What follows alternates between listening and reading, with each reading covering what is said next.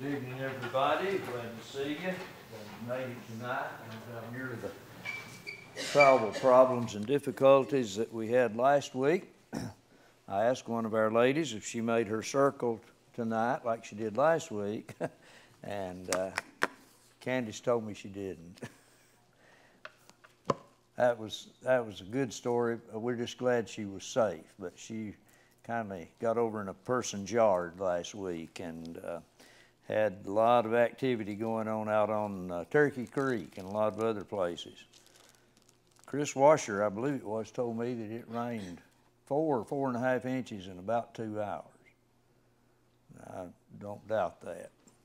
I didn't have my gauge out, and so I didn't have a record, but he's just up the street from us, so we know about how much we got. Glad to see the sunshine today. And Miss Barbara and I went and got my glasses this afternoon up at my buddy Fowler Ross's place. And I can see all of you a lot better tonight. And I believe I'll be able to read a little bit better. Matthew 17, the latter part of that chapter, we're going to cover and then go into chapter 18 as time allows and permits tonight. But we're glad to see all of you. Appreciate Barry and Johnny leading us in a song and prayer to begin our service. And we are truly blessed that we can be here tonight. In the latter part of Matthew 17, you'll remember the things that we talked about last time, but I want us to begin in verse 22, read through the remainder of the chapter. And while they abode in Galilee, Jesus said unto them, The Son of Man shall be betrayed into the hands of men. They shall kill him, and the third day he shall be raised again. And they, that would be his disciples, were exceeding sorry. And when they were come to Capernaum, they that received tribute money came to Peter and said, Does not your master pay tribute? And he said, Yes. And when he was come into the house, Jesus prevented him, saying, What thinkest thou, Simon? Of whom do the kings of the earth take custom or tribute? Of their own children or of strangers? And Peter said unto him, Of strangers. Jesus said unto him, Then are the children free? Not a question now, but a statement. Then are the children free? Notwithstanding, lest we should offend them, go thou to the sea and cast a hook and take up the fish that first comes up, and when thou hast opened his mouth, thou shalt find a piece of money. That take, and give unto them for me and thee. As you read these words, you'll find out that at this point in time, Jesus is spending a lot more time with his 12 disciples and a lot less time with the multitudes.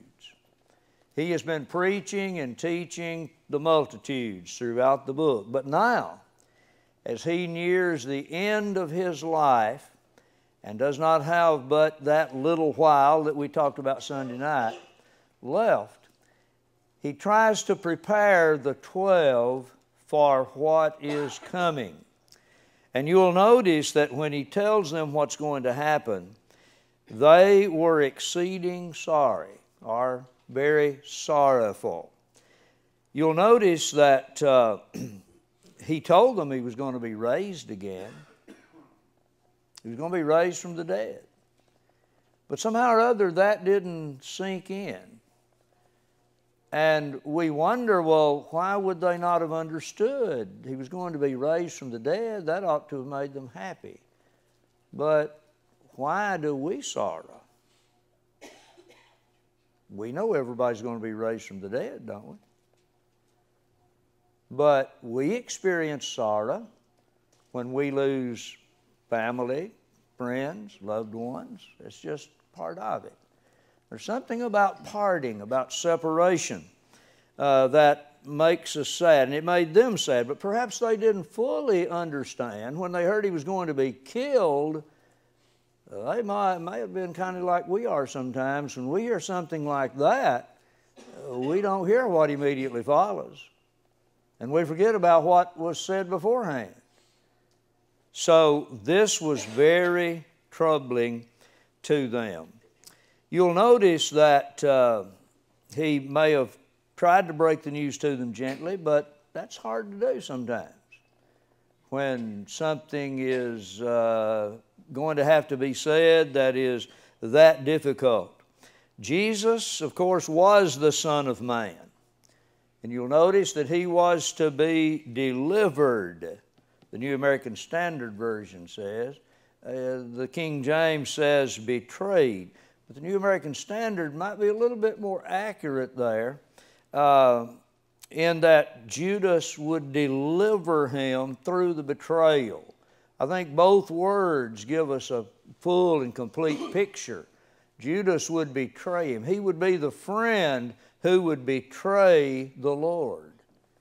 And the Old Testament Scriptures predicted that. Notice he would be delivered or betrayed into the hands of men. Now, the sequence of events we'll learn later on, but the events that will be forthcoming will be the betrayal at the hands of Jesus in the garden. He came, you'll remember, having entered into an agreement with the Jewish leaders and planted a kiss of betrayal. A kiss is supposed to be holy, isn't it? And the Bible talks about saluting fellow Christians with a holy kiss. And maybe some of you heard me tell about the situation in Monterey when I was preaching there. One of the churches in town, they made the news. They were in the papers. They were practicing the holy kiss. All the men would line up at the back door and they would kiss all the ladies as they came in. And somebody asked me what I thought about that, and I said they're not doing it scripturally. Because it says salute one another. It doesn't say salute the women with a holy kiss. It says salute one another. So if they're going to do it, they need to be kissing the men too. And I said, that's not binding.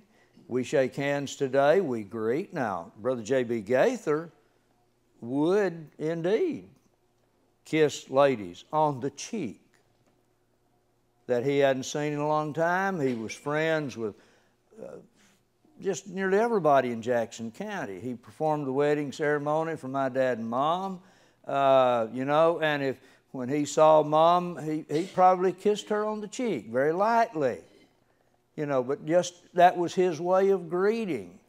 And I think it was a holy kiss. Somebody asked me what I thought about hugging one time, and I said, well, I don't see anything wrong with it. You just got to be sure it's like the kiss. It better be holy, Some hugs are and some hugs aren't. But you got to be sure that it is. And we have other ways of greeting one another. Sometimes we bump fists now, especially during flu season. And I used to have little things that I did with the kids, We'd shake hands and then I'd do a twist about, I don't know what it was, and we'd end up like this. And then I'd take them down until they got where they were taking me down, then I quit. But that was just a way of greeting. But the kiss is supposed to be affectionate, given out of love, but the kiss of betrayal was deceptive, it was hypocritical, and it was not done for the right purpose at all, except to identify Jesus as the one who was to be taken. And then there was the deliverance into the custody of the Jewish leaders. The officers from the chief priests are mentioned in John 18, verse 3, in John's account of it. They were also known as the temple guard. These were the people who were in charge of the temple. Maybe they operated around the entrance. I don't know. Probably they would have been a security detail. But they were involved in this. They were under the control of the Jewish Sanhedrin. So the Sanhedrin court, with about 70 members, made up of Pharisees and Sadducees, they would have been in control of all of this, and they orchestrated it all, and Jesus would eventually appear before them. that he would be taken into custody in the garden, and the Jews would take him through one trial after another. And there was a man in Indianapolis, Indiana, who mentioned to me, I'd never thought about it at the time, but he said the Sanhedrin court was not supposed to convene at night. And so he said this was an illegal trial. And I've read it countless times since then. I was just a young preacher, and I'd never run across that. But he brought that to our attention, and I've always appreciated that. That little fact, that little tidbit. You look at the illegalities that were involved and the treatment that was given to our Lord. They abused him, they maligned him, they just did all kinds of things to him. And the Roman soldiers then would enter into that as well. And they would eventually, now these were the Jews, they would eventually turn him over to Pilate and his soldiers, and that would be the Gentiles. Jews and the Gentiles were both involved in Jesus' crucifixion. But this was very sad news to the 12, that he would be killed, that he would go through all of this. He had told them of it a little bit earlier in the book, but now he reemphasizes that. It's getting near the time when all of this is going to take place. And we need to focus on the fact that Jesus suffered and died for us. His death was vicarious, meaning substitutionary. He did not die for his own sins. He committed no crime. He did nothing amiss. He didn't even speak anything, say anything. Now that's the hard part, because probably the hardest part of our conduct to control, outside maybe our thoughts, is our tongue, isn't it? And we really need to appreciate the fact that Jesus had no guile at all in his mouth. Any of you have any comments about these two verses before we go on to the next section? All right, in verses 24 through 27, when they came to Capernaum, this would be his last visit there. This would be the last time he would be in Capernaum. He had made it his sort of headquarters for the Galilean ministry in particular, and his home base of operations. It was there on the Sea of Galilee, and we're told that they that collected taxes, or they that received tribute money, came to Peter and said, "Doth not your master pay tribute?" Some believe that this was sort of a veiled threat. You know, Peter, you better pay up. You and your Lord, better, your teacher, your rabbi, better pay up. Others seem to think that the idea is that they were testing Jesus much in the way that he was tested about whether you ought to render unto Caesar the things that are Caesar's and render unto God the things that are God's. Remember, he answered the problem that was presented to him, a supposedly hypothetical situation. Jesus was always ready for those. And he said, well, you render to Caesar the things that are Caesar's, render unto God the things that are God's. That really simplified it, didn't it? And some of these people who heard that probably were guilty of trying to get out of each one. But the literal rendering there, and I believe the New American Standard has this, does your teacher not pay the 2 drachma tax?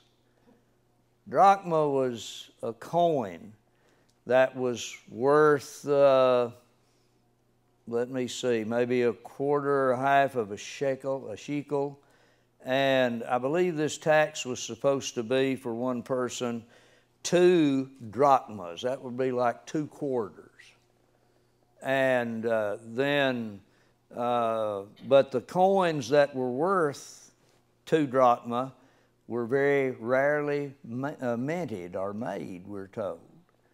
And so when Peter goes out and hooks that fish and finds that coin, it's a 4 drachma coin, which means that would, and the amount of tax that each person was to pay was 2 drachmas. And so that would take care of the Lord's and Peter's temple tax. Let me talk about that just a little bit more.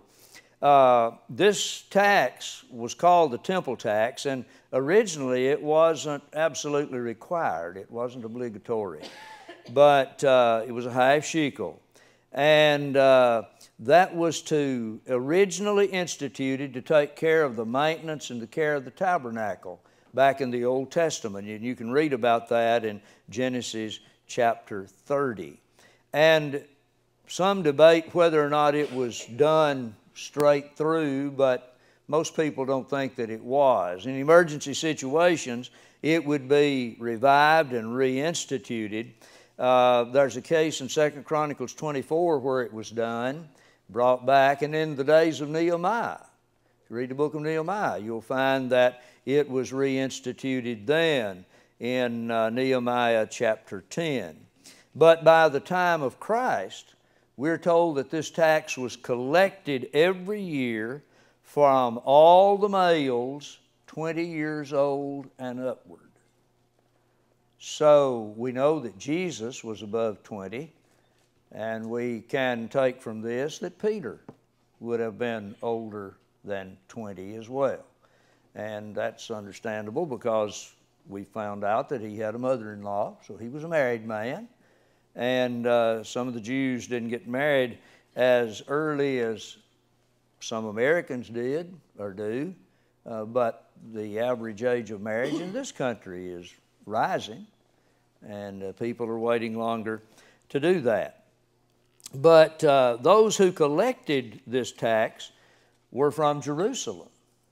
So they came down from the temple, and they would do it in the month of Adar, just prior to the Passover, that would be the next month, in Nisan, or Nisan, as some people would pronounce it, who work for over in Smyrna, I guess.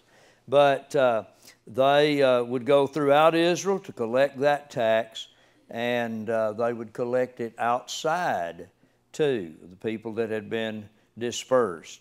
And the Roman leaders allowed the Romans allowed the Jewish leaders to continue to enforce this tax.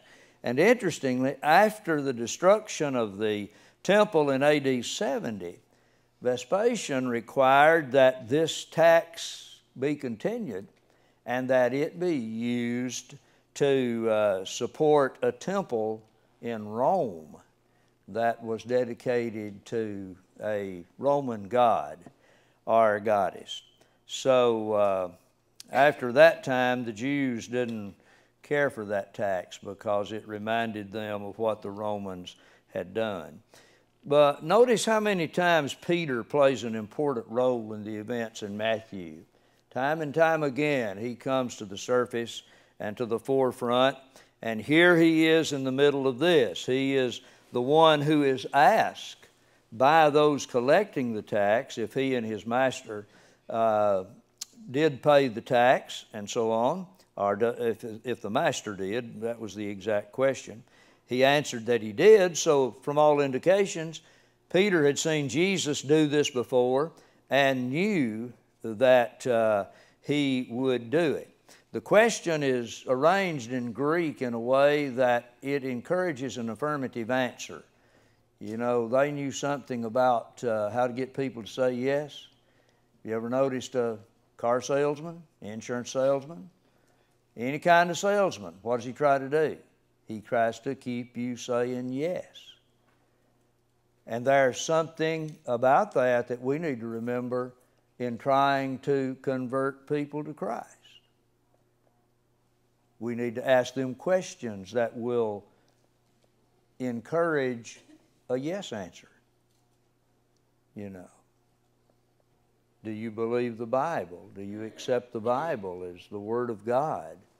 And don't you think that we need to live according to these righteous principles? And there's just all kinds of questions you can ask people to get a yes out of them. And the more they say yes, the more likely they are to respond favorably. And that's the reason that they did this, no doubt.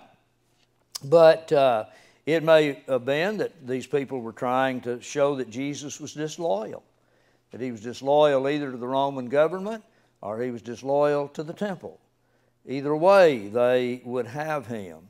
When asked about Jesus paying the temple tax, he said, yes, he does. But when Peter went on into the house, Jesus spoke to him and asked him, maybe he had overheard the conversation, maybe he just knew what had happened, because he did know or does know the hearts of men and women. But he basically said, what do you think about it, Peter? He was always interested in finding out what his disciples thought. So that's sort of the way that he voiced it. And he asked him a question, from whom do the kings of the earth collect customs or poll tax? From their sons or from strangers? Now we may think that that's an insignificant question and that it doesn't really matter or whatever, but it is based on the practice of the kings of the earth. Now think back to the times that you read stories from history about various kings. And even in the Bible, you can read about those kings. Were the sons of those kings taxed? No, they weren't. They were not taxed. Why? Because they were members of the royal family. And as members of the royal family, they did not have to pay taxes. They were exempt from taxation. Now, whose son was Jesus? He was the Son of God, wasn't he? To whom did the temple belong? Whose house was it? God's house, wasn't it? If Jesus is the Son of God and the temple belongs to his Father, Jesus would be exempted from paying this tax. Now that is primarily, I think, the purpose that is underlying this particular statement. Jesus said, when Peter said, from strangers, the kings of the earth tax strangers, not their own family. Jesus said, then the sons are exempt. That's the American Standard rendering, or the New American Standard rendering. So he would have been exempt from that. But in verse 27, he says, notwithstanding, that is, even in spite of that, lest we should offend them, go out to the sea and cast a hook. That's the only time that Peter ever is told to cast a hook. He's told to cast a net, but here it's a hook. He wasn't going to catch a whole bunch of fish. He only needed to catch one. Peter was to open the mouth of the first fish that he caught, and then he would find the coin, the shekel, with which to pay the tax for himself and for the Lord. Have you ever been fishing and you caught a fish and you opened it up and you found something in its mouth? Anybody got a story like that? I think I remember seeing a crawfish or something like that sometimes in the mouth, where fish maybe, had just got him a crawfish or something like that. But I never have found one with a coin in his mouth. So clearly, this was a miracle. that is involved here. Now, this miracle is very interesting. In the first place, of all the recorded miracles, this is the only one in which actual money is involved. Literal coin. That's one of the things that's different. Another thing is that it's the only miracle I know of wherein Jesus had any personal benefit from it. Now, maybe he ate of the loaves and fishes, but there's nothing said about it. But here, he paid his taxes with the money from the mouth of the fish. So that was personally beneficial, even though he did not have to pay that. You'll notice that it involved only one fish. And this miracle does not tell us the results. I mean, you don't find out how Peter, what he used for bait or anything like that about the actual catching of the fish. There's just some things about it that we have to wonder about. But one of the things that I want us to remember, Jesus taught us to go the second mile, didn't he? To go above and beyond the call of duty.